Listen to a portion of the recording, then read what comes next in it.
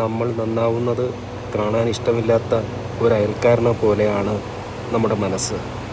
നാം എപ്പോഴാണോ നമ്മുടെ ശീലങ്ങളിൽ മാറ്റം വരുത്താൻ ആഗ്രഹിക്കുക, നാം എപ്പോഴാണോ ഒരു ഗുരുപാത പിന്തുടർന്ന് നല്ല വഴിയിലേക്ക് പോകാൻ ആഗ്രഹിക്കുക, അപ്പോഴൊക്കെ ഈ മനസ്സുണ്ടല്ലോ, അവൻ ചില ട്രിക്കുകളുമായി നമ്മെ സമീപിക്കും.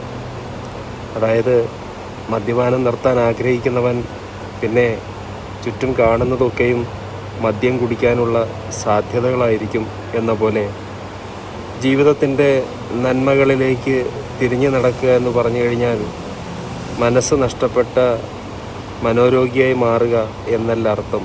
മനഃ എന്ന വാക്കുപോലും മറന്നിട്ട് ഉണ്മയിലേക്കും ബോധത്തിലേക്കും നടന്നെടുക്കുക എന്നാണ്. മനസ്സിൻ്റെ വ്യാപാരങ്ങൾ നമ്മളെ തളർത്തുമെങ്കിൽ പിന്നെന്തിന് അതിന് വൈകണം, അല്ലേ? അപ്പോൾ അങ്ങനെയാണ് ശരി.